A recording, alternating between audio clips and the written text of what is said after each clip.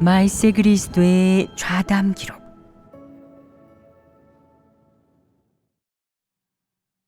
좋은 행위가 성품 변화를 의미하지는 않는다. 지금 어떤 이들은 본분 이행을 위해 아침부터 밤까지 침식을 잊고 몰두할 수 있다. 육을 쳐서 복종시키고 육의 어려움도 저버릴 수 있다. 심지어는 병을 앓으면서 사역을 하기도 한다. 그들은 이렇게 배울 점들이 있는 좋은 사람, 옳은 사람이다. 하지만 그들의 마음에도 아직 내려놓지 못한 것들이 있으니 바로 명예와 지위, 허영이다. 이런 것들을 끝내 내려놓지 못한다면 그들이 진리를 추구하는 사람이냐? 이런 건 말할 필요도 없다.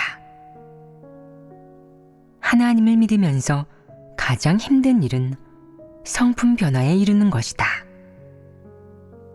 아마 너는 평생을 결혼도 하지 않고 좋은 음식, 좋은 옷 없이 살 수 있을지도 모른다. 심지어 이렇게 말하는 사람도 있다. 평생 고생하고 평생을 외롭게 살아도 괜찮습니다. 묵묵히 견디겠습니다. 하나님께서 제 곁에 함께 하시니 그런 건 아무것도 아닙니다. 이런 육적인 고통과 어려움은 쉽게 극복하고 해결할 수 있다. 극복하기 어려운 것이 무엇이냐? 바로 사람의 패괴 성품이다. 패괴 성품은 극복한다고 해결할 수 있는 일이 아니다. 사람은 본분을 잘 이행하여 하나님을 만족게 하고 훗날 하나님 나라에 들어가기 위해 이런 육적인 고통은 다 견딜 수 있다. 하지만 고통받고 대가를 치를 수 있다고 해서 사람의 성품이 변화했다고 할 수 있느냐? 그렇지 않다. 한 사람의 성품 변화 여부를 가늠하려면 그 사람이 겉으로 얼마나 고통받았는지, 좋은 행위가 얼마나 있는지를 볼 게 아니라 그 사람의 행동의 출발점이 어떤 것인지, 의도와 동기가 무엇인지, 일처리의 원칙과 진리를 대하는 태도가 어떤 것인지 등을 봐야 한다. 이 몇 가지 부분을 통해 판단해야 정확히 평가할 수 있다.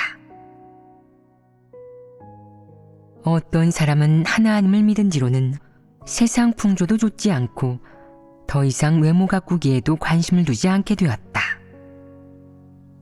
또 고생을 견디고 육을 쳐서 복종시키고 육을 저버릴 수도 있게 되었다. 하지만 본분 이행과 처세의 과정에서 정직한 말을 하는 경우가 거의 없고 정직한 사람으로 사는 것을 좋아하지 않는다. 늘 나서기 좋아하고 자기를 과시하려 하고 말하고 행동할 때는 언제나 속셈이 있다. 남들한테 잘 보이려고 온갖 궁리를 다하고 인심을 사서 사람들이 자기를 칭찬하고 숭배하게 만들고 심지어 일이 생기면 자기에게 구하도록 만든다. 그가 이렇게 하는 것은 자기를 드러내는 것이다. 그에게서는 어떤 성품이 드러나느냐? 사탄 성품이다. 이런 사람이 많으냐 적으냐? 사람은 누구나 그렇다. 겉으로는 규칙을 잘 지키고 고통을 감내할 줄 알고 기꺼이 헌신하고 세속적인 일도 내려놓을 수 있고 진리를 추구하려는 의지와 바람도 있고 기본적으로는 하나님 믿는 길에 뿌리를 내렸다. 하지만 유독 패괴의 성품만은 고스란히 남아 전혀 달라지지 않았다. 진리를 알고도 실행하지 못하는 것은 전혀 달라지지 않았다는 뜻이다. 범사에 자기 뜻대로만 하고 사탄 성품 속에서 살아가는 자들이 바로 이렇다. 행동에 옳지 못한 속셈이 있을 때 하나님께 기도도 하지 않고 자신의 뜻을 부정하지도 않고 진리 원칙도 구하지 않는다. 다른 사람에게 구하며 교제하지도 않고 그저 하고 싶은 대로 하고 마음 가는 대로 할 뿐이다. 행동에 어떠한 구속도 받지 않고 결과도 생각하지 않는다. 비록 겉보기에 악을 행한 것은 아니지만 진리를 실행한 것도 아니다. 여전히 제멋대로 행동하며 사탄 성품 속에서 살아간다. 이것은 진리를 사랑하는 마음이 없고 하나님을 경외하는 마음이 없어서 그렇다. 이런 사람은 하나님 앞에서 살아가는 사람이 아니다. 심지어 어떤 사람들은 하나님 말씀이 어떻고 진리가 어떤 건지 알면서도 실행하지 못한다.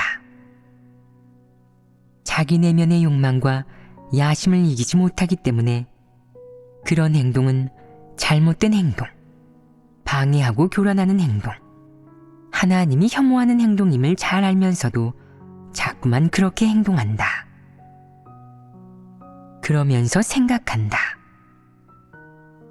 하나님 믿는 것은 결국 복을 받기 위한 것 아닌가? 내가 복을 받으려고 하는 것이 뭐가 잘못이지?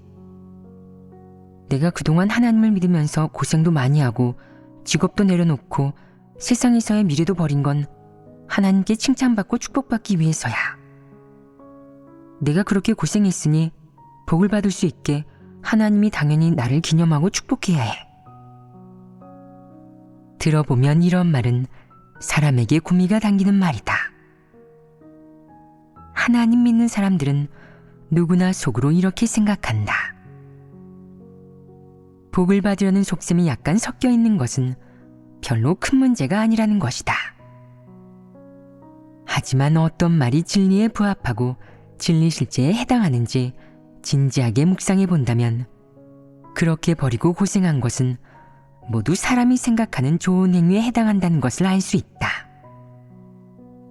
복을 받으려는 속셈에 지배당한 것이지 진리를 실행하는 것이 전혀 아니다.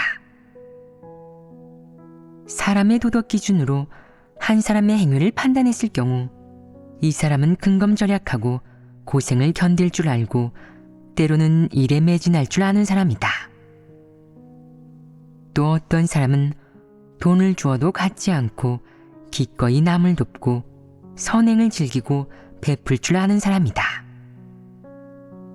다른 사람을 대할 때도 아주 관대하고 너그러우며 계산적이지도 않고 심지어 자신이 가장 아끼는 것을 남에게 줄 줄도 안다.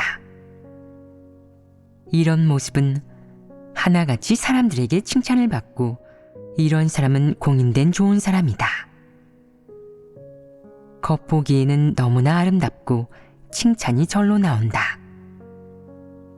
무슨 일이든 도덕적이고 공평하고 합리적인 데다 은혜는 반드시 보답할 줄 알고 의리를 중요하게 생각한다. 심지어 한번 친구가 되면 그를 위해서는 어떤 희생도 감수하고 친한 친구를 위해서 설사 칼산에 오르고 불바다에 뛰어드는 일이 있을지라도 마다하지 않을 만큼 기꺼이 고생할 수 있다.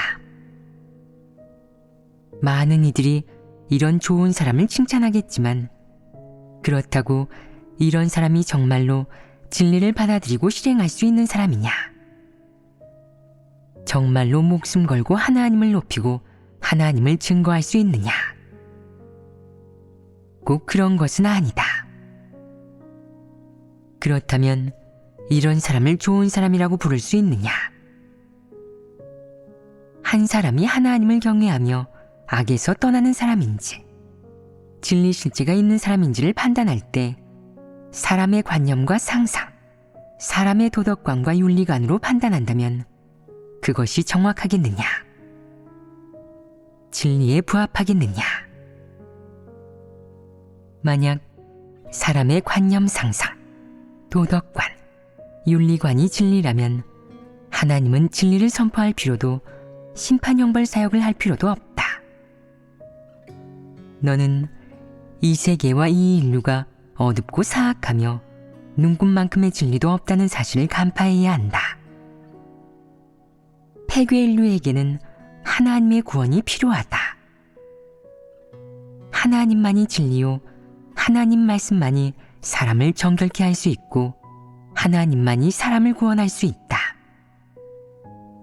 사람의 행위가 아무리 좋다 한들 그것은 진리 실제가 아니고 진리에는 더더욱 이를 수 없다. 비록 그 좋은 행위들이 사람들 사이에서 이미 널리 행해지고 모두의 인정을 받았다 해도 그것은 진리가 아니다. 영원히 진리가 될 수 없고 아무것도 바꿀 수 없다. 너는 친구를 위해서라면 어떤 희생도 감수하고 탈산에 오르고 불바다에 뛰어들 수도 있는 사람을 하나님을 받아들이고 진리를 받아들이는 사람으로 만들 수 있느냐? 절대 불가능하다. 그는 무신론자이기 때문이다. 너는 하나님에 대해 관념과 상상으로 가득한 사람을 진실로 하나님께 순종하는 사람으로 바꿀 수 있느냐? 절대 불가능하다. 사람은 관념이 가득해서 진리를 받아들이고 진리에 순종하는 일이 여간 어려운 일이 아니기 때문이다. 사람이 아무리 좋은 행위가 많다고 한들 그가 진실로 하나님께 순종할 수 있느냐? 그가 진실로 하나님을 사랑할 수 있느냐? 그가 하나님을 높이고 증거할 수 있느냐? 그는 절대 그럴 수 없다. 너는 주님을 위해 전도하고 사역하는 그 사람들이 모두 진심으로 하나님을 사랑하는 사람이 될 수 있다고 보장할 수 있느냐? 절대 불가능하다. 따라서 사람이 아무리 좋은 행위가 많다고 해도 그것이 그 사람이 진실로 회개하고 달라졌다는 의미는 아니고 그 사람의 생명 성품이 변화했다는 의미는 더욱 아니다. 너희는 무엇이 사람의 좋은 행위이고 무엇이 진리를 실행해 성품 변화가 생기는 것인지 분별하는 법을 배워야 한다. 성품 변화는 진리 실행과 관련이 있으며 하나님 말씀을 듣고 하나님께 순종하며 하나님의 말씀대로 살아가는 것과 관계가 있다. 그럼 어떻게 하는 것이 하나님의 말씀대로 실행하고 살아가는 것이겠느냐? 예를 들어 마음이 통하는 친구 둘이 있다고 해보자. 그들은 한때 서로 돕고 환난을 헤쳐나갔으며 상대가 도움이 필요할 때 서로를 위해 목숨까지 버릴 수 있었다.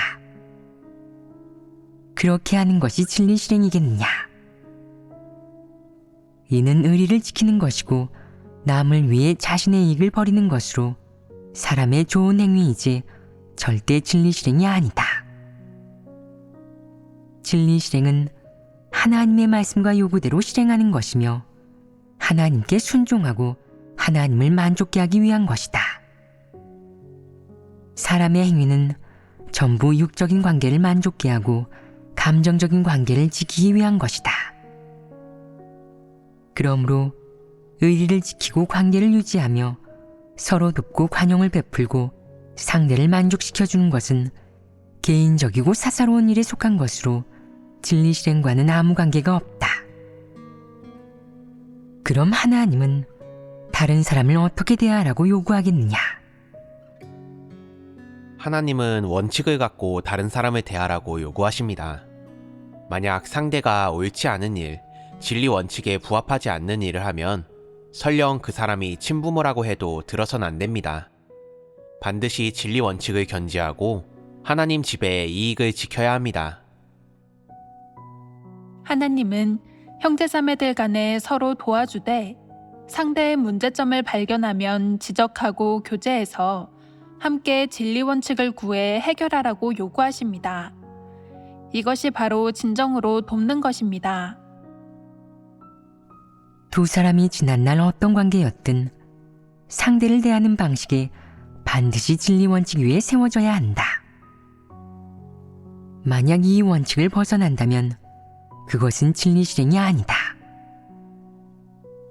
예를 들어 둘 중 한 명이 교회 사역에 해가 되는 일을 해서 모두 일어나 그를 폭로하고 반대할 때 다른 한 사람이 그가 잘못하긴 했지만 모두 일어나서 그를 폭로할 필요는 없지 않습니까? 저는 그의 친구이니 먼저 그를 이해하고 포용하고 도와줘야지 당신들처럼 그렇게 폭로할 수 없습니다. 저는 그가 상처받지 않게 달래줄 거고 이 정도 잘못은 아무것도 아니라고 할 겁니다.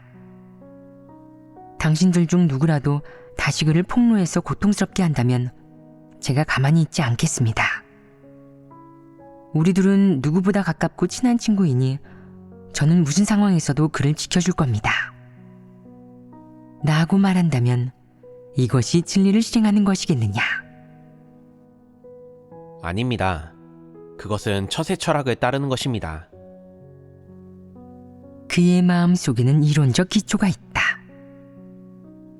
그는 예전에 그가 나를 도와준 적이 있지.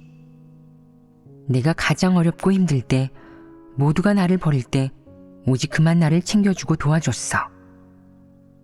이제 그가 어려움에 처해 있으니 내가 도와줘야 해. 이렇게 하는 게 양심과 이성을 갖춘 거야. 하나님을 믿으면서 이 정도 양심조차 없으면 사람이라고 할 수 있겠어? 하나님을 믿고 진리를 실행하는 것도 다 빈말 아니겠냐고. 나하고 생각한다.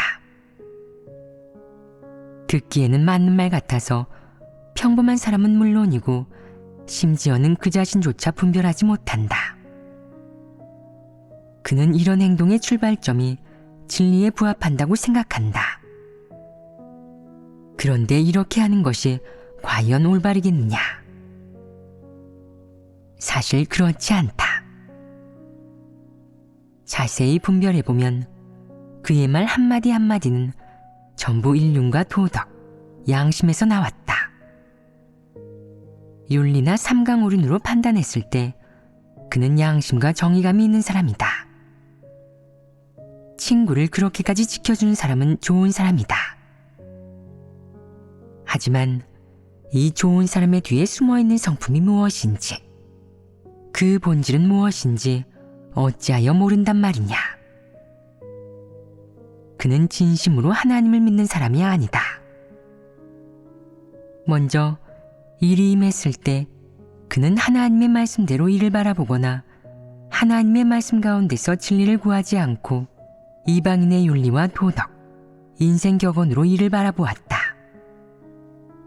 그는 사탄의 사설과 궤변을 진리로 여기는 한편 하나님의 말씀은 한쪽에 제쳐두고 하나님이 어떻게 말씀했는지 신경 쓰지 않은 것이다. 그는 진리를 멸시하는 것이다. 이는 그가 진리를 사랑하는 사람이 아님을 의미한다. 그는 사람의 관념과 윤리, 도덕, 그리고 사탄의 인생 격언으로 진리를 대신했으며 사탄의 철학으로 일을 처리했다. 그러면서도 당당하게 그것이 진리를 실행하는 것이고 하나님의 마음을 만족게 하는 것이라고, 그런 행동이 정의로운 것이라고 말했다. 이는 정의라는 기치를 들고 진리를 위배한 것 아니겠느냐. 사람의 행실과 태도를 보면 이런 경우가 많지 않으냐.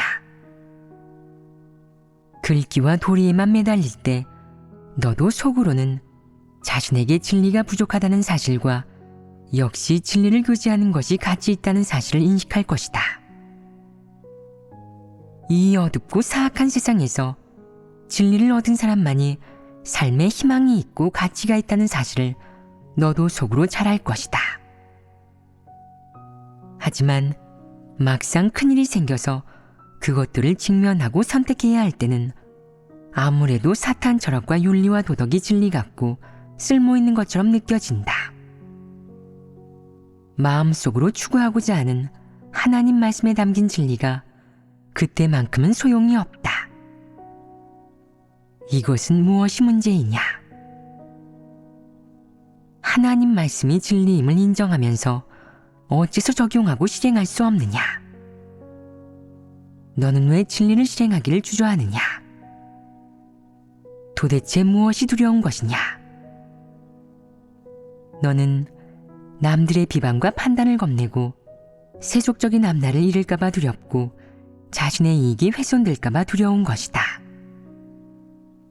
이 중요한 시기에 진리를 실행하지 않고 탈영병이 되어 하나님 말씀에 담긴 진리의 가치를 부정한다는 것은 내가 진리를 사랑하는 사람이 아니라는 뜻이다. 내가 사랑하는 것은 사탄의 철학, 사탄의 사설과 궤변이고 내가 추구하는 것은 세속적인 앞날, 육의 이익, 명예와 지위라는 증거다. 또 말끝마다 진리를 사랑한다고 하는데 그건 가식일 뿐이다. 이런 것들은 내가 하나님을 믿으면서도 한 번도 진리를 받아들인 적 없고 진리를 실행한 적이 없다는 증거인데, 그렇다면 너는 하나님을 경외하는 마음이 있느냐? 마음속에 하나님의 자리가 있느냐? 너는 평소에 하나님 말씀이 진리임을 인정할지 모르지만 막상 일이 생기면 하나님이 마음에 없다. 자신을 크게 높이며 인간관계, 처세술, 윤리, 삼강오륜, 양심, 도덕기준과 같은 것들을 진리로 생각할 뿐이다. 원래 사탄에 속하는 이런 것들이 내 마음에 이미 진리의 대체물로 자리 잡았다면 너는 타락한 것이 아니냐? 너는 지금 이미 하나님을 철저하게 배반하고 완전히 흑암에 떨어졌다. 어째서 많은 이들이 단연간 하나님을 믿는 동안 바쁘게 뛰어다니고도 진리 실제가 없느냐? 사실 문제의 근원은 사람이 진리를 사랑하지 않기 때문이다. 내가 만약 그에게 진리를 사랑하지 않는 사람이라고 하면 그는 억울해할 것이다. 그런데 사실 사람이 느끼는 그 억울함이 타당한 것이냐? 그렇지 않다. 많은 설교를 듣고 많은 도리를 이해했을지 모르지만 그는 진리를 실행해야 할 때 그렇게 하지 않았다. 진리 원칙대로 행동하지 않았고 일을 처리할 때나 주변의 사람과 일, 사물을 대할 때 진리 원칙을 따르지 않았다. 늘 자기 주장만 할 뿐이다. 어떤 사람은 나와 대화할 때 늘 이런 식이다. 제 말 좀 들어보십시오. 제 관점을 말씀드리겠습니다. 제 관점이 어떤지, 제 생각이 어떤지 말씀드리죠.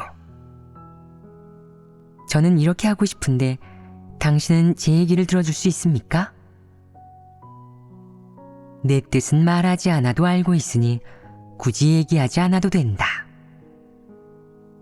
내 뜻은 진리도 아니고 내가 알아듣게 설명한다고 해도 역시 진리가 아니다. 내가 태어날 때부터 진리를 갖추었다고 생각한다면 왜 또 하나님을 믿으려 하느냐? 하나님이 선포한 일체의 진리를 보면 다 이해가 되고 마치 무슨 진리든 다 알고 내 자신이 바로 진리여서 모든 문제를 다 해결할 수 있을 것 같으면 왜 굳이 와서 하나님을 믿느냐? 이런 사람도 있다. 왜 매번 당신 말만 옳고 당신 말만 들어야 합니까? 왜 제 말은 듣지 않습니까? 이건 무슨 소리냐? 여러 해 내가 하는 말을 들었지만 옳은 말, 진리에 부합하는 말은 한마디도 없었는데 왜 내가 내 말을 들어야 하느냐? 나도 사람에게서 올바른 의견을 좀 듣고 싶다. 좀 걱정도 덜하고 애도 덜 쓰고 싶다. 하지만 듣지 못했다.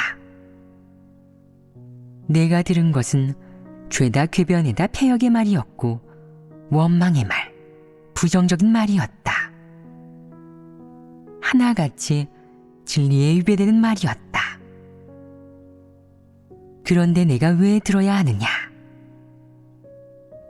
사람에게 내 말을 듣게 했다가는 다들 하나님을 거역하고 대적하고 하나님께 대항할 것이다. 다들 사탄을 따르다가 결국에는 멸망하고 말 것이다. 내가 내 말을 듣고 묵상하면 진리를 알 수 있고 하나님 앞에 올 수 있고 구원의 길로 들어설 수 있다. 하나님 말씀만이 사람을 구원할 수 있다. 진리를 알고 실행해서 하나님께 순종할 수 있어야만 하나님께 구원받을 수 있다. 사람이 진리를 받아들이는 것은 쉬운 일이 아니다. 사람들과 함께 지낼 때는 나도 형제자매들이 요즘 어떤 진리에 진입했는지 듣고 싶다. 사람과 일, 사물을 분별하고 진리를 실행하는 면에서 어떤 발전이 있었고 어떤 상태인지, 잘못된 상태를 바로잡고 달라졌는지, 자신의 패괴의 성품을 얼마나 인식했는지, 그런 패괴의 성품이 흘러나오는 과정에서 자신을 얼마나 이해했는지, 하나님에 대한 오해는 얼마나 해소했는지, 하나님에 대한 인식은 또 얼마나 늘었는지, 나도 그런 체험 인식을 듣고 싶다. 하지만 안타깝게도 대부분이 그런 체험 간증을 할 줄 모른다. 그에게는 진리 실제가 없고 그가 내뱉는 것은 공허한 글귀와 도리뿐이다. 죄다 치우친 말, 편집적인 말, 원망한 말. 그것도 아니면 자신을 드러내거나 공을 내세워 상을 받으려는 소리뿐이다. 이런 말을 듣는 내가 어떤 기분이겠느냐? 기분이 좋을 리가 있느냐? 실제로 진리를 체험하고 실제로 깨달은 얘기, 들으면 기분이 좋아지는 얘기를 하는 사람은 드물다. 그런 얘기는 거의 없고 공을 내세워 상을 달라는 소리 아니면 엉뚱하고 쓸데없는 소리뿐이다. 그런 텅 빈 도리를 나에게 얘기할 필요가 있느냐? 그 무지한 사람들을 대상으로 얘기하고 미혹하는 것도 겨우 하면서 나에게 얘기하겠다는 것은 비이성적인 짓이 아니냐? 어떤 사람들은 나와 얘기할 때 언제나 거짓된 영적 도리만 말한다. 무슨 일을 논의할 때면 그는 언제나 이렇게 말한다. 모든 것은 하나님 손안에 있고 전부 하나님께서 정해놓으셨습니다.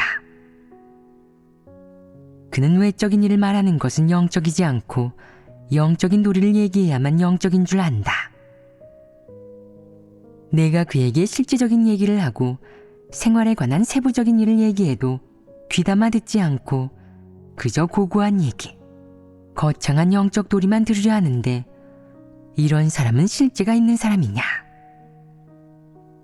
실제만이 아니라 이성도 전혀 없는 정말이지 교만하고 무지한 사람이다.